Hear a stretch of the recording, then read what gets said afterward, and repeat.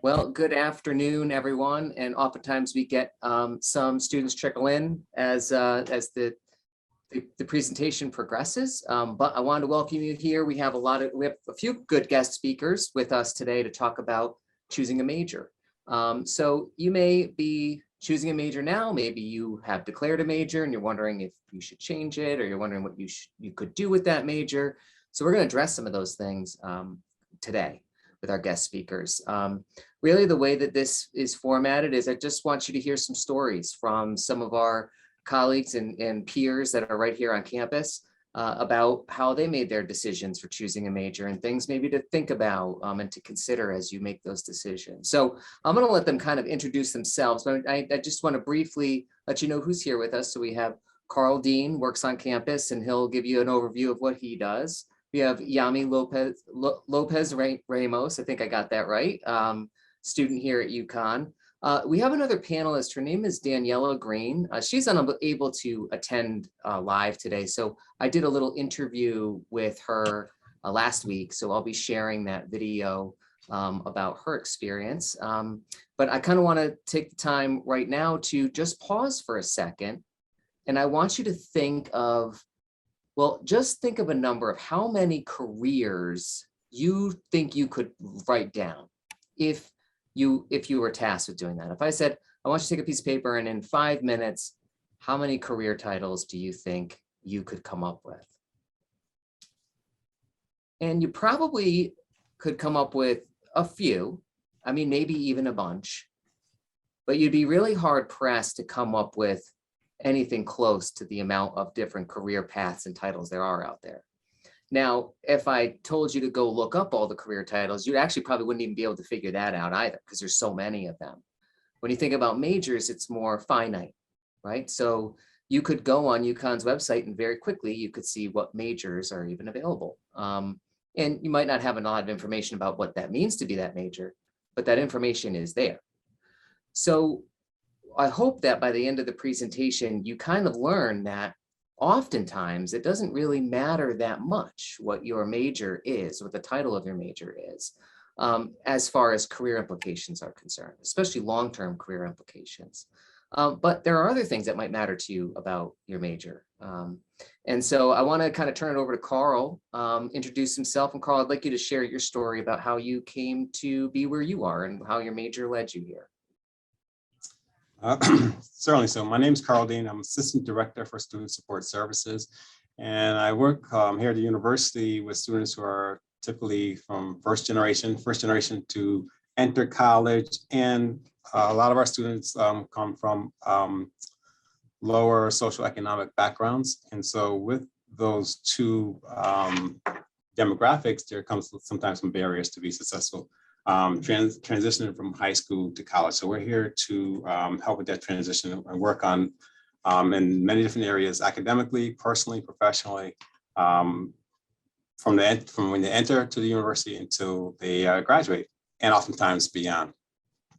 And so in talking to this, in my own personal story, it's interesting what we're talking about here, like choosing a major is very, as you know, is very important. And I see in my experience here, sometimes choosing the right major is sometimes the difference between a student graduating and doing well, or sometimes a student may not and may end up leaving because of there's just a mismatch and your passion, your interest in aligning. So one of the questions I think we often want to come up with is how do we choose a major? And so my own personal story in high school, and I wasn't really a stellar student. I wasn't really thinking about college. Actually, my mother told me, "You're going. That's it. You're going." And so I'm going, but I know nothing about college. And typically, I was trying to take the most easy classes I could take to graduate. But for some reason, I used to start asking some students about certain classes I never heard of before. I was coming from first generation low income, so I didn't really have a wide range of exposure. And came across a couple of individuals, like noticed some books they had, like, what course is that? And so this one particular course was accounting class. I didn't know what accounting was. Or, I didn't know anything about business or accounting, but then I was a junior at the time. So the following year, for whatever reason, can't remember now, but I chose to take this very difficult course, accounting. And it sparked my interest, and I really loved the topic, the subject matter, and everything about it. It was a difficult course. It was challenging, but I loved it. So now it's coming time to go to college, and okay, so what do you want to major in? And I was like, I like this class. Maybe I'll major in accounting. Is that a major? Yes. So I talked to my accounting teacher at the time, and he gave me some insight into accounting. And I was like, okay, I think I'm gonna go for that. So I came here to the University of Connecticut, and also I was a student athlete as well. So I ran track here. And so I'm an accounting major, and things were going first a little shaky because transition was very difficult for me. Then I'm getting the groove, I'm going pretty good. But getting up into some of the upper division, it became very difficult for me to do both. And so now I have no exposure or understanding of business or any other majors. This is all I know, but I know I need to change my major, but I want to stay in business. And so I think a very another point is I started to talk to some peers who are a year or two ahead of me, and started asking them about about finance, and got some very good information. I changed to finance, and there was a lot of they're very closely related, accounting and finance. So I still had that kind of accounting background, and so I majored in finance and graduated in finance. Another point thing, I think Aaron was pointing out this, it doesn't matter. Now, when I graduated, I'm kind of fast forwarding a little bit, I did go in the world of banking and finance, and I was on the commercial lending side. And that's another thing I think probably we'll talk about a little bit more, like what's out there. And he's actually like named some careers and some positions. When I thought of banking, all I thought was like the teller in the front, and didn't know there's this whole other world that exists. And sometimes we need to do some exposure to find out what's out there. So this is world of commercial lending, and you work in the world of finance and working with millions of dollars and analyzing and making recommendations. So I did that for 7 years. Now, how can we make our degree work for us, what we can do? And just to kind of end this, as you can see now, I'm not in the world of finance. I'm actually in higher ed, and there was a transition. But I think also it's very important is to kind of learn how to learn. So there's just whole new career path that led me to in higher ed now. So that's kind of my personal story. It really came from one class, one major, and then talking to some peers to get to my eventual major. Yeah, so thanks, Carl. And by the way, any participants, if you want to submit any questions along the way, feel free. We'll address those questions either at the end or kind of as they pop up. So, hearing Carl's story, it sounds like, Carl, you kind of had some ideas based on exposure, something that happened to be interesting to you. You talked to some peers to kind of get a better sense of like, is that possible? What are my options? But many students, they might not know who to talk to, or might not even quite understand the questions yet to ask when it comes to exploring what's even just interesting. So I do want to share just one resource on our website that can help you figure out what some of your interests are. So allow me to kind of show you this real quick. So any of these things I'll show you today are on career.uconn.edu, and you can find them. But we do have an assessment tool on there that you can use. It's free. It's free for you to use. And it's called Focus 2. And this will measure a number of different things. I actually have it kind of loaded up so you can see what it looks like when you go and take some of these assessments. But these are very brief assessments. There's, some people refer to them as tests, where they ask you, questions, and you rank things on a scale of 1 to 5, essentially, if you like it or you don't like it.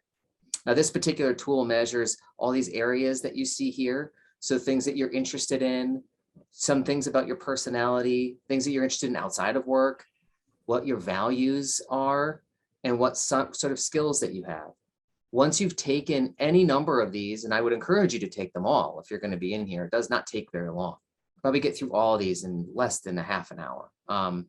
Once you get through all those, you can actually combine these assessments, and then it will show you different career paths and different majors at UConn that your results kind of appear in. So one thing just to know is that this isn't the answer for what you should do. This isn't telling you what you should major in, but this is just to get you started as far as thinking about ideas of potential things that might be interesting long-term. And you can always meet with a career coach to go over this stuff independently. But sometimes if you just want something to do, this weekend or whatever, you want to start that exploration process, you could always just utilize Focus 2 and go through that. And it debriefs itself for you. You don't have to have somebody tell you anything. It will explain everything to you, or you can meet with a coach and then go over that. So I just want to also reiterate the fact that speaking to people can give you a lot of information. So speaking to your peers, speaking to professionals in the field, which we'll hear about a little bit later, and speaking to other people on campus, could be staff, could be a career coach, it could be your advisor. People know a lot of stuff out there. So you just start asking questions and don't be embarrassed about that. So next, I'm going to turn it over to Yami to go ahead and give us her story. So Yami, why don't you tell us a little bit about yourself, and I'll let you take it away. Yes, thank you. Hi, everyone. My name is Yami. I am a current junior here at UConn. My major is Human Development and Family Sciences, and I also picked up a minor with Women, Gender, and Sexuality Studies. And really, I just want to emphasize, again, choosing your major can be a very difficult decision. But again, I feel like with my cert, hopefully you'll take away something. So from where all began, graduating high school and coming to UConn, I didn't really know what I wanted to do. I just knew that I wanted to help people. But again, with the little exposure that Carl mentioned, again, coming from low income backgrounds, I didn't know what to major in. So I ended up just going with the most stereotypical bio major. And I didn't really have background in bio now that I think about it, but again, it's a lesson learned. So after I took that bio course, a couple exams in, I ended up dropping and having a W. And I went undecided, and I was just like, okay, now what do I do? I was kind of not stuck, but I just felt like, what can I do now? And I took a couple gen eds. Again, I was struggling because I didn't really know what was interesting. I just knew that I wanted to help. And I came across HDFS 1070, I won't forget. And I really liked the class. And I was like, okay, maybe I can do this as a major, but what can HDFS bring me? And I was unsure, but I ended up taking that step forward. And I declared my major with HDFS, and I took a couple WIGS classes. So I ended up picking that as a minor as well. But with that in mind, I was like, okay, I think I kind of felt secure. So with that, I was working with different departments. And sorry about that. I was working with different departments on campus, such as like orientation leaders, peer mentoring, through the Academic Achievement Center, being with UConn Connects, SSS, being a peer mentor. I was gaining all of this outside experience from my classes that kind of led me to believe what I would want to do in the future. So I think it's important to look at working with different students, like first year students, second year students, coming into UConn with those FYE classes. I was working with them and supporting them through different like support systems, which I think is really interesting because you're building these social relationships and also building empathy, which I feel like kind of influenced me to continue with the mentoring aspect. But again, I just want to like say that it led me to continue to want to work with other people. So I also became an RA on campus. And through my classes, with the interesting of like parenting and child development, I was able to like gain exposure to these different support systems and see how important it is and how essential it is for students to help you like narrow your dream job. Which again, I feel like secure now going into my senior year. People are asking me like, what do you want to do? And I'm like, okay, I feel good in what I'm doing. I want to help people, but like that's so broad again. So I'm still learning. But again, making connections, even talking to Carl sometimes, I would just go into his office and be like, okay, all these people, I know what I want to do. So how can we make this work? I feel like that's super important to network as well. I'm such an emphasis on LinkedIn, making connections and stuff like that. Even with the Center for Career Development, I think it's really important to sort of use your resources on campus. But again, I've covered a lot, but really the takeaway is that, through my classes, I was able to find something, and even talking to like peers, even through clubs and organizations as well, you can meet people through different majors to see what you want. And even the major that you do have can be something that like doesn't end up working out. So you can always just make connections with people. And I feel like definitely talk to people, I think is the biggest takeaway from this. Thank you so much for sharing that. And I think you're right on. It's like, well, how do you get involved and who do you talk to? I mean, how do I even get started in that? So, Yami, you've been involved in a lot of stuff on campus, and that's not always the case for all students. Some students might be, working on the side or whatever. It's hard to get involved. But sometimes even without being involved, it's just, well, who do I even speak to that's part of that major? Or how can I get like accurate information? So again, I'm going to share another actual couple resources here just to give you some ideas. And, maybe you've seen these things before, but let's see. So I'm actually going to jump over here. So if you're in ACES right now, you might be familiar with the Major Experience. This is a partnership between Academic Center for Exploratory Students and our office, Center for Career Development, but it's all about exploring majors. There's a lot of stuff in here that you can kind of take advantage of. You can see here, there's TME student mentors. These are students who were undecided at one point and then had decided on a major, and all the majors are represented in here, and they will talk to you about what it's like to be in that major and things that you should know, classes that you might want to take to try it out. Those sorts of things, like classes that you might want to take to try it out, those are all within these major profiles. So we'll show you, if you open this, you can click on any one of these. Let's just start with stores. I'll give you a sneak peek of what it looks like. If you're interested in accounting, this is going to tell you what it's about. Here's the major requirements. Here's some helpful intro courses, possible career opportunities, related majors, so on and so forth. So as you start to narrow it down, this is going to be a great place to go and just learn a little bit more about each major before you make a commitment. The mentors thing is actually what this was first started with. This is one of the initial programs that the Major Experience had. And this was a way for students to connect with other students and get the information from your peers. Because you're going to get different information from an advisor in accounting than you are from a student in accounting. So I would encourage you to reach out to these students, and you just reach out right through the platform. As you can see, there's other things narrowing down your majors. It's an elimination activity that's in here. And that also shows you what major group things you might be a part of. So like, oh, you tend to like things in the business area. Here's these majors to explore. So that's the Major Experience. If you are looking to get more involved on campus, I mean, this right here is where you can search for organizations or things that are related to a specific topic area. And you can show up to one of these, one of these organizations and interact with people on campus who have similar interests, shared interests with you. So this is just a good way to just start getting involved if you're not already. But as you heard from Yami, there's things outside of this. You could be an RA. You can develop a relationship with an advisor or a staff member on campus. There are a lot of different ways to connect. But to reiterate, Carl, I'm going to actually ask you to step in here a little bit, but talking about when you do decide what major you want, what do you do with that information from there? How do you make it work for you? Carl, would you care to share some ideas about that?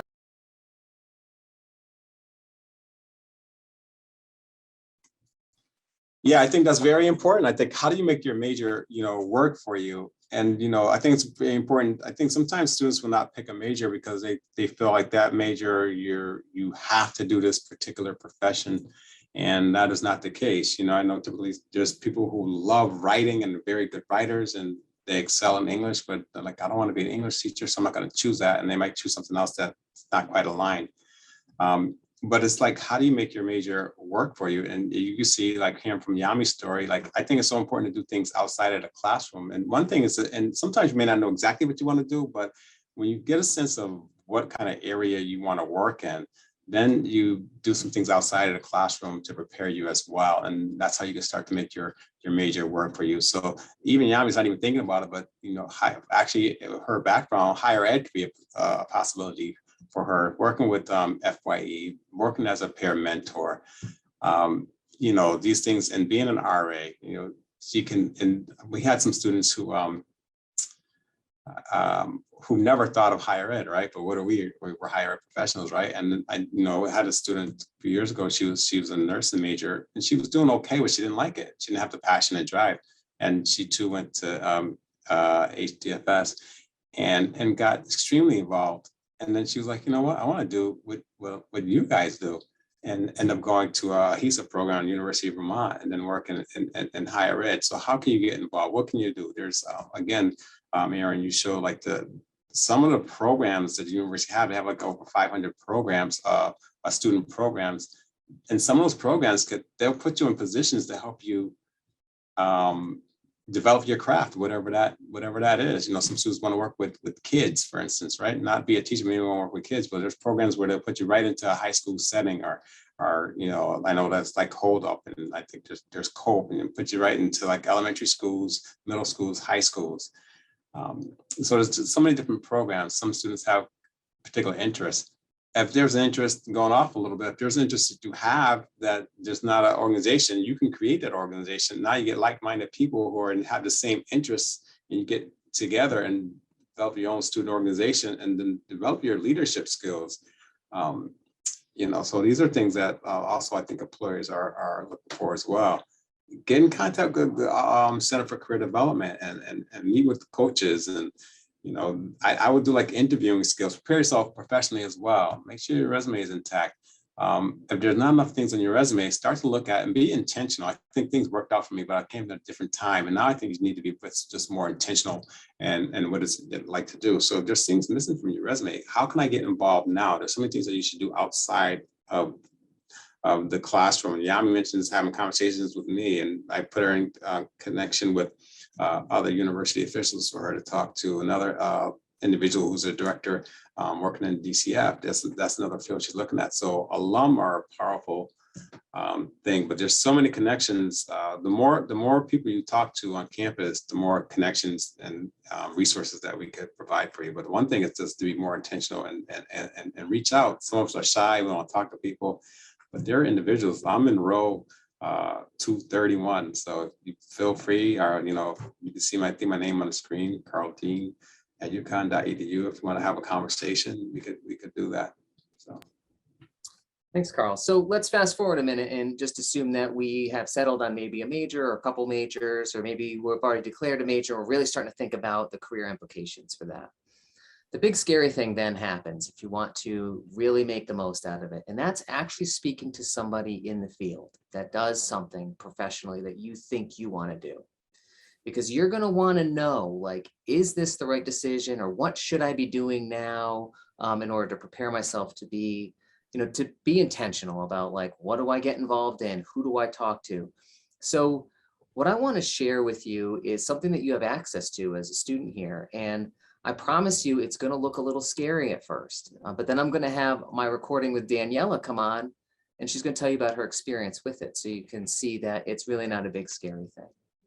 So what I'm mentioning and what I'm talking about is something that we have on our website called Husky Mentor Network. And the whole idea behind this is it's UConn alums. So they've graduated from UConn and they work in a variety of fields. There are, geez, I don't even remember how many. There's a few thousand of them in here. And essentially you log in, you set up a profile, and then what it looks like when you do that is you get these matches. So I don't remember what I set my profile to, but let's just say I set my major to, let's see if I can see how I did this.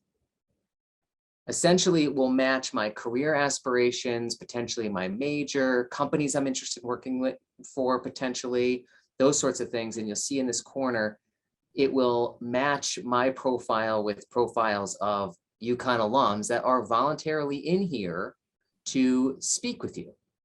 So if I'm interested in this marketing sort of thing, I see, oh, here's this advisor that's in here. They're called advisors, but they're UConn alums.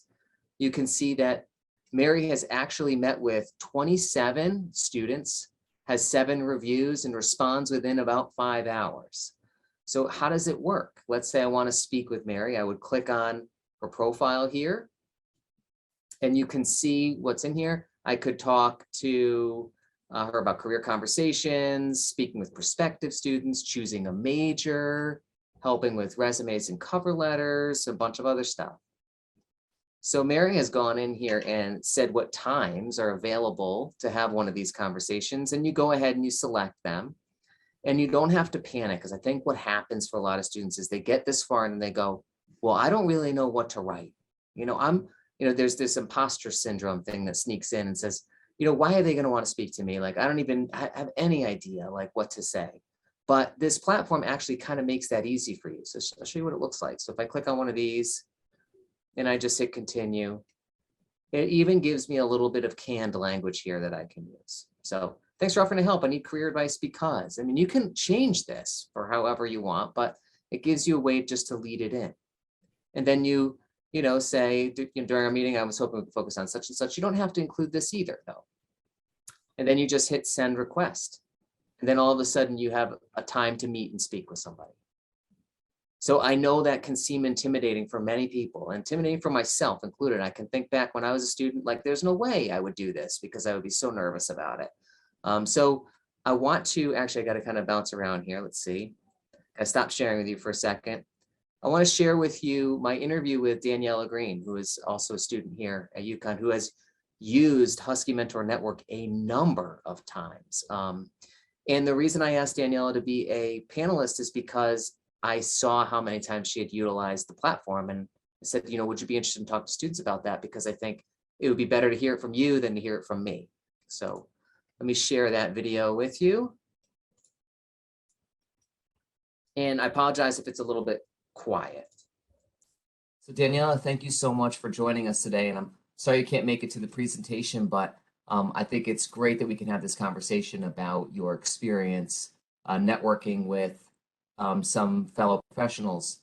So can you tell me a little bit about the platform that you used and kind of what it was like to speak to professionals in fields you're interested in? So when I was first introduced to the network, it was when I was taking a class and we had to meet with at least one professional. And I was a little nervous at first when I scheduled a meeting with a mentor. And it was mostly because like we kept having different circumstances, so we had to keep on rescheduling. But she was persistent with wanting to meet with me. Like even though we had kept having difficulties, she kept making sure like, why don't we reschedule like if you're available? And that made me feel like she really wanted to help me and that she was willing to, go the extra mile. Great. So, So so did you after find, that, okay, go ahead. oh, you could go. No, so I was just gonna ask if you found it helpful. Oh yeah, I definitely found it helpful, mostly because we had like a lot in common, so it was easy to relate her advice to like what I would do.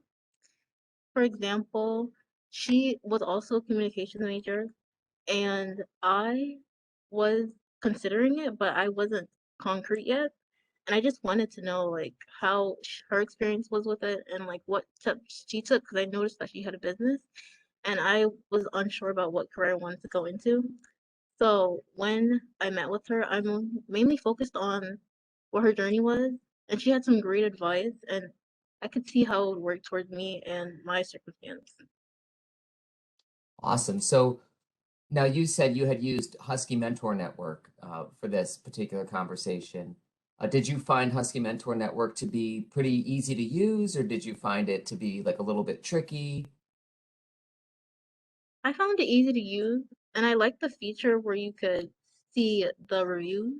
I think that really helped me pick who would work for me based on the reviews, and also the topic of the topics of how you can meet with them. For example, I met about career advice.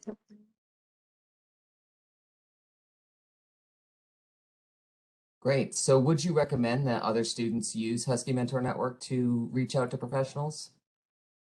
Yeah, I would definitely recommend it. Like, if you haven't tried it, I very much recommend it. Even if you might be nervous, I feel like just try it at least once.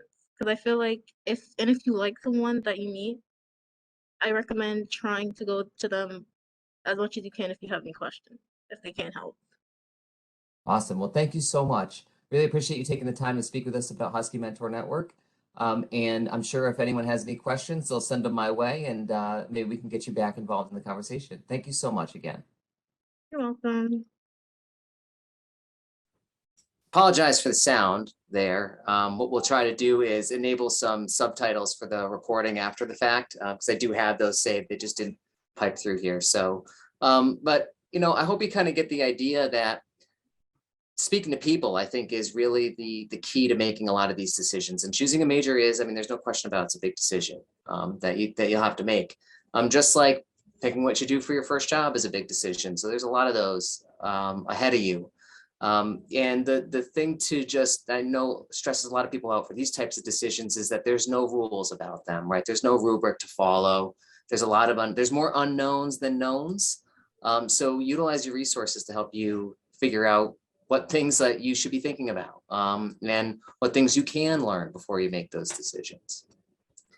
So I just wanted to offer up any other time that Yami or Carl had or any other insights you'd like to share before we wrap this up. Yami.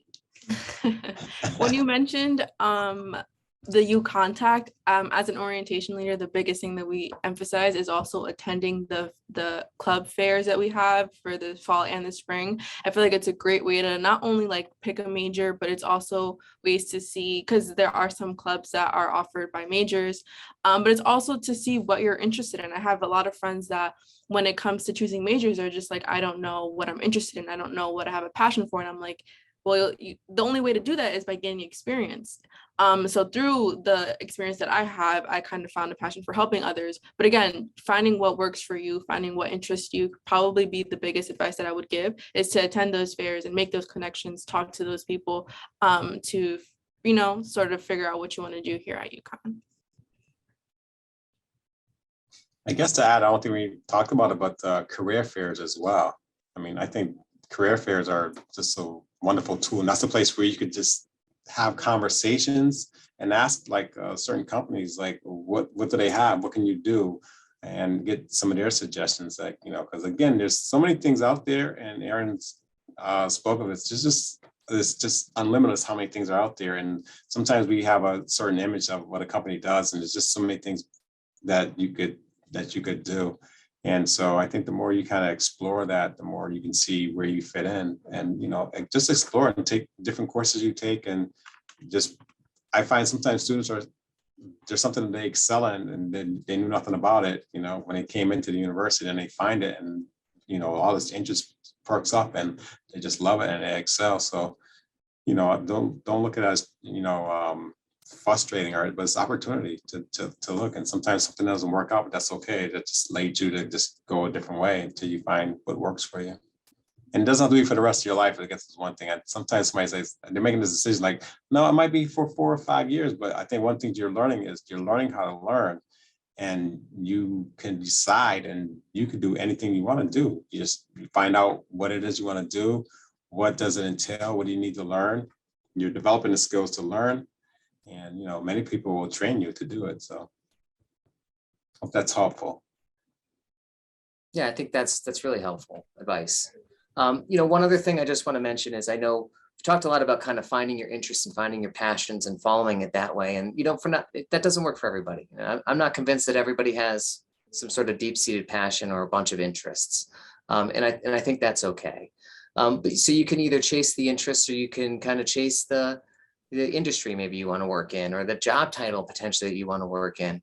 But I know that sometimes it comes down to having a difficult conversation with somebody else that helps you make those decisions. It could be a parent, could be a grandparent, could be, your brother, or somebody who might question what you're majoring in because maybe they don't quite see how that's going to lead to a prosperous future or something. So just know that one thing that we do in our office is we prepare you for those conversations, because a lot of times those conversations go really well if you're prepared to show, like, I know sounds crazy that I want to be an English major, but let me show you what UConn alums with English majors are doing. And this is kind of what I'm thinking, the direction I want to go. And here's my plans that I'm going to put into place to make sure I hit that target. And those are certainly things that a career coach can help walk you through. So just know that we're a resource that's available to you. Carl's offered himself as a resource. You have students, peers, and stuff as resources as well. So I want to again thank the panelists for your time. Thank you for attending. And if you have any questions, you can feel free to reach out to me directly. My email address is eran.peterson, peterson@uconn.edu. Thanks again for your time.